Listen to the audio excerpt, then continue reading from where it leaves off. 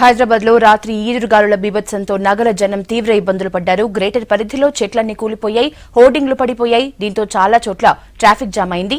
తెల్లవార్లు GHMC సిబ్బంది శ్రమించి చెట్లను తొలగించింది.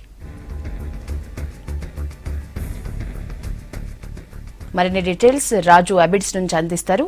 రాజు, ప్రస్తుతం సిచ్యువేషన్ ఎట్లా ఉంది సిటీలో?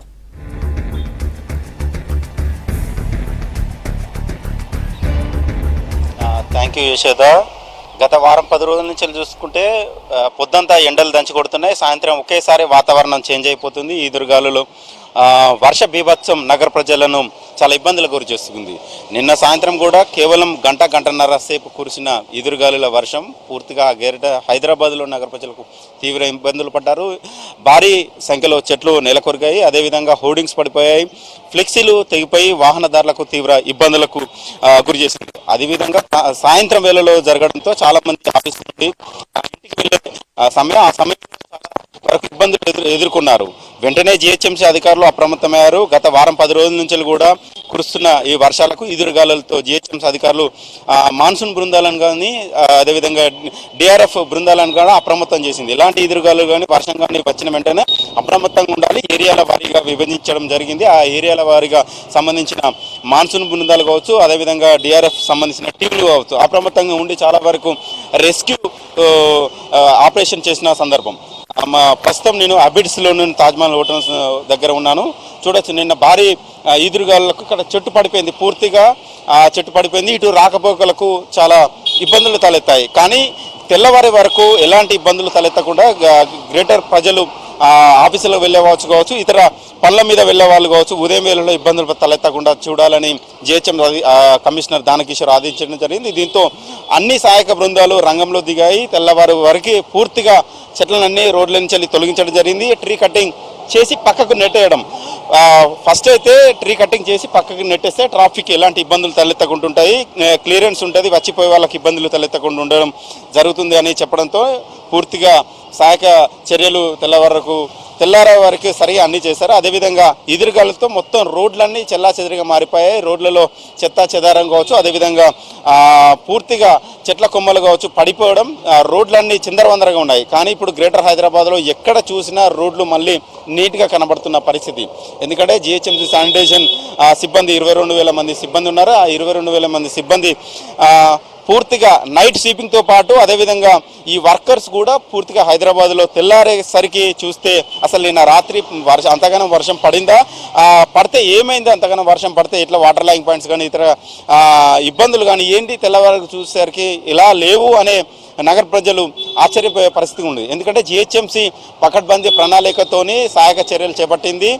నిన్న జరిగిన ఈదురుగాలులు బీభత్సానికి గ్రేటర్ హైదరాబాద్లో 85 చెట్లు పడిపోయినట్టు జీహెచ్ఎంసీ కంట్రోల్ రూమ్కు ఫిర్యాదులు అందాయి. వాటిని వెంటనే 85 చెట్లను సహాయక చర్యలు చేపట్టి తొలగించడం జరిగింది అని చెప్పడం కూడా కొద్దిసేపటి క్రితమే జీహెచ్ఎంసీ కమిషనర్ కూడా అనౌన్స్ చేయడం జరిగింది. ఇక అదేవిధంగా ప్రతి సర్కిల్ డీసీలు ఉంటారు, జెడ్సీలు ఉంటారు, అదేవిధంగా హెల్త్ సంబంధించిన అధికారులు ఉంటారు, ఇంజనీరింగ్ అధికారులు ఉంటారు.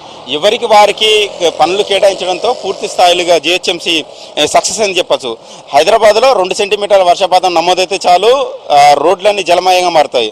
అలాంటిది ఈదురుగాలతో కూడిన 5 నుండి 6 సెంటీమీటర్ల వర్షపాతం నమోదైతే పరిస్థితి ఏ విధంగా ఉంటుందో అర్థం చేసుకోవచ్చు. చాలా భయంకరంగా ఉంటుంది.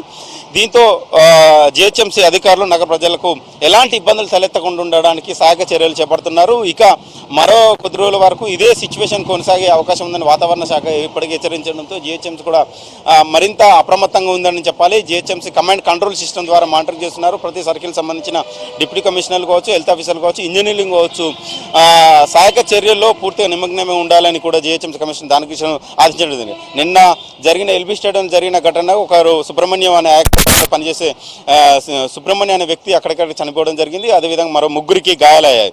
వారిని నిన్న కేర్ హాస్పిటల్ తరలించడం జరిగింది. వారిని పరామర్శించడానికి రాష్ట్ర మంత్రులు కూడా వచ్చి పరామర్శించడం జరిగింది. అదేవిధంగా GHM commissioner vigilance enforcement director Vishwajit కూడా అక్కడ పోయి పరిస్థితులను పరిశీలించి సహాయక చర్యలు రాత్రికి సహాయక చర్యలు చేపట్టడం జరిగింది. ఈ ఓవరాల్గా చూసుకుంటే జీహెచ్ఎంసీ కమాండ్ కంట్రోలింగ్ సిస్టమ్ ద్వారా పూర్తిగా ఎలాంటి ఇబ్బందులు నగర ప్రజలకు ఇబ్బందులు తలెత్తకుండా అప్రమత్తమై వెంటనే మానిటరింగ్ చేయడానికి ఒక వెసులుబాటు ఉందని చెప్పాలి. అదేవిధంగా చాలా వరకు చోట్ల అబిడ్స్ కావచ్చు, అదేవిధంగా అంబర్పేట కావచ్చు, ఈత ఏరియాలలో కూడా భారీ ఎత్తున చెట్లు పడిపోయి చెట్లు పడిపోయిన చోట్లలో వాహనాలు పెద్ద ఎత్తున వాహనాలు దెబ్బతినడం జరిగింది. కార్లు కూడా పూర్తిగా దెబ్బతిన్నాయి.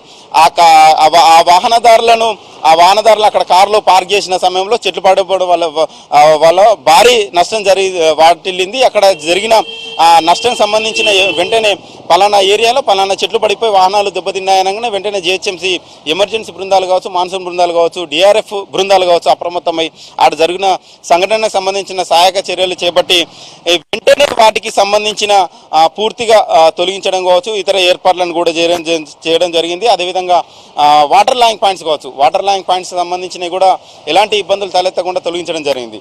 సిటీలో చూసుకున్నట్లయితే రాత్రి కురిసిన 2 గంటల వర్షానికి 2 గంటల సేపు కురిసిన ఈదురుగాలుల వర్షానికి సిటీ చాలా వరకు ఇబ్బందులు పడిందని చెప్పాలి. కానీ జిహెచ్ఎంసీ సమయానికి స్పందించి నగరంలో ఎలాంటి ఇబ్బందులు తలెత్తకుండా మళ్ళీ ఈ తెల్లవారి సరి చూసుకున్నట్లయితే వాహనదారులకు కావచ్చు, ఇతర వారికి కావచ్చు ఎలాంటి ఇబ్బందులు తలెత్తకుండా సహాయక చర్యలు చేపట్టిందని చెప్పాలి. యశోద.